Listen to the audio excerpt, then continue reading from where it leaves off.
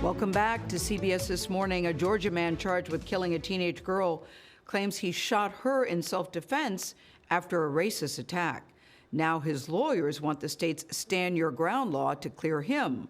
21-year-old Marcus Wilson is charged with felony murder and aggravated assault in the death of 17-year-old Haley Hutchison last month. The shooting happened on a highway in Statesboro. That's about 50 miles outside of Savannah. Mark Strassmann is in Atlanta with more details on the story. Mark, good morning to you. Good morning, Gayle. You know, the issues of race and racism in this story have real resonance for where we are in 2020. Mark Wilson is biracial. The teenage girl he shot and killed is white. And now Wilson's sister is telling us that first her brother was the victim of a racist attack, and now race could be an issue in his legal defense. He had to have been terrified for his life. Chelsea Burnett blames a group of white teenagers for terrorizing her younger brother Marcus Wilson and his white girlfriend. They were being called terrible things.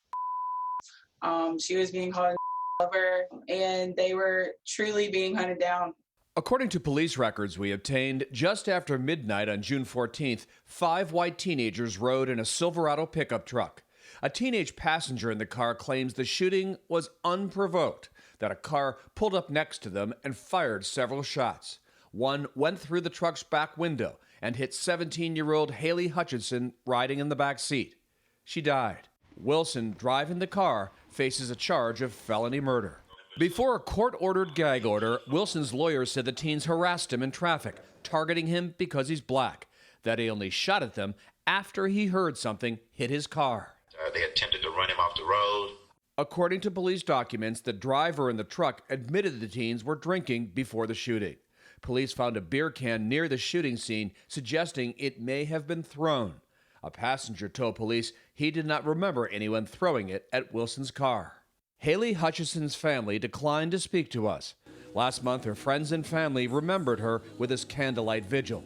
Heather Ernst is her aunt. You hear of things happening all the time, violence all over the place, but it's not something you imagine happening to your own. We're going to have to really look at what was in the mind of Mr. Wilson at the time, and that's the challenge for the defense. Drew Feinling is a criminal defense attorney in Georgia. He's not affiliated with the case and said the Silverado truck the teenagers were in could become a focal point for the defense. Did he perceive that that vehicle was going to be used to push them off the road? Did he perceive somehow that this was an ultimate threat to them? Wilson's attorneys argue Georgia's Stand Your Ground law should protect him. It allows anyone in public to use deadly force if they believe their own life is on the line. Why is he using that defense? Because he was protecting himself. He was standing his ground. And he believes that his life was in jeopardy. Absolutely.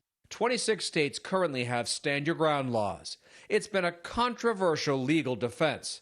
In 2012, George Zimmerman shot and killed 17-year-old Trayvon Martin. He claimed self-defense under Florida's Stand Your Ground law, and a jury acquitted him of murder. But Wilson supporters worry Stand Your Ground laws won't protect defendants who happen to be black. Do you believe if your brother were white, he would have an easier time establishing a Stand Your Ground defense in court? Absolutely. I don't think he would have been charged with felony murder and aggravated assault. A judge's gag order prevented lawyers from both sides from talking to us. One of the other white teens in that truck was charged with obstruction. Cops say he withheld information that was important as they built their case. Tony? Very interesting, complex story there out of Georgia. Mark, thank you very much.